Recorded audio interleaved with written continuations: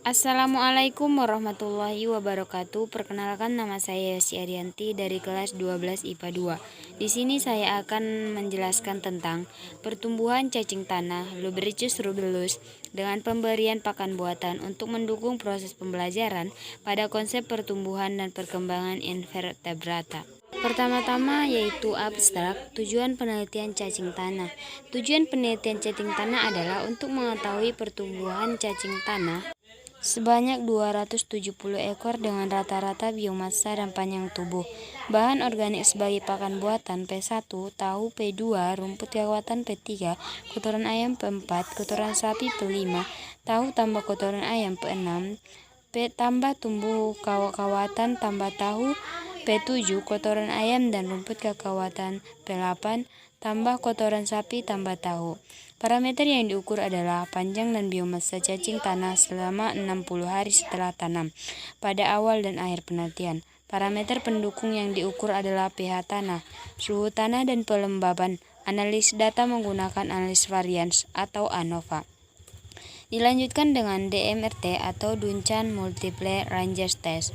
Pada taraf 5%, hasil penelitian menunjukkan pertambahan panjang dan biomassa cacing tanah Lubricus rubellus tertinggi pada perlakuan P4 atau kotoran sapi, yaitu 0,214 gram per ekor.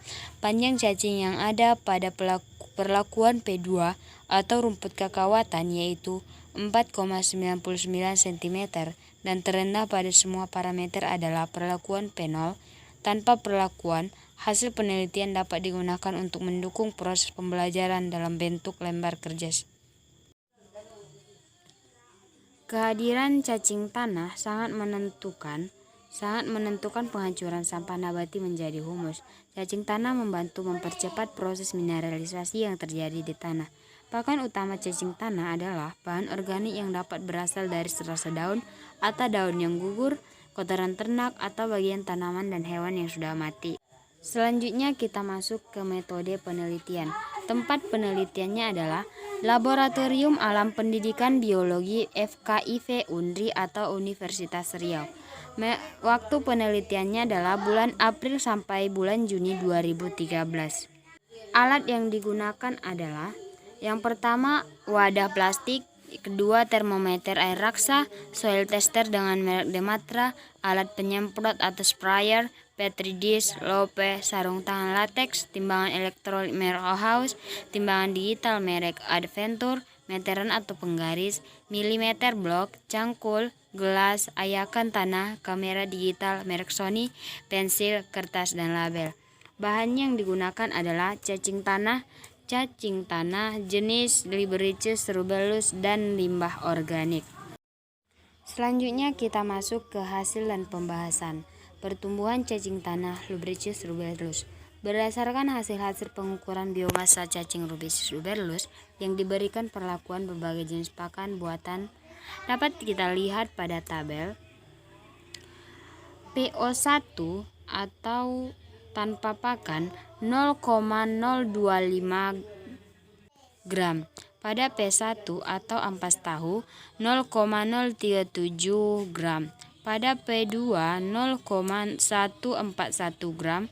P3 kotoran ayam 0,06 gram. P4 kotoran sapi 0,21. P5 pada ampas tahu tambah kotoran ayam 0,049. Pada P6 rumput kekawatan tambah ampas tahu 0,153 gram. Pada P7 kotoran ayam tambah rumput kekawatan 0,126 gram. Dan terakhir pada P8 kotoran sapi tambah ampas tahu 0,073 gram. Panjang dan biomassa cacing tanah selama 60 hari setelah tanam atau pada awal dan akhir penelitian. Bisa kita lihat pada tabel yang paling tinggi biomassanya adalah P4 atau 50% tanah tambah 50% kotoran sapi, yaitu mencapai 0,2214 gram lebih tinggi dibandingkan dengan perlakuan P3 50% tanah tambah 50% kotoran ayam hanya mencapai yaitu 0,060 gram. Selanjutnya kita akan membahas tentang tabel yang kedua, pengaruh pemberian pakan buatan terhadap panjang tubuh cacing tanah Lubricis rubellus. Terakhir kita masuk kepada kesimpulan. Dari hasil penelitian yang diperoleh, maka dapat disimpulkan bahwa penggunaan pakan berupa kotoran sapi memberikan pengaruh yang berbeda terhadap pertumbuhan dan perkembangan cacing tanah Lubricis rubellus. Penggunaan yang menggunakan 50% tanah dan tambah 50 kotoran sapi memberikan pertumbuhan yang terbaik, yaitu mencapai biomasa 0,214 gram per ekor dibandingkan dengan media yang menggunakan ampas tahu, rumput kakawatan, kotoran ayam, dan kombinasi antara keduanya. Mungkin cukup sekian yang bisa saya jelaskan. Kurang dan lebihnya saya mohon maaf. Saya akhiri. Assalamualaikum warahmatullahi wabarakatuh.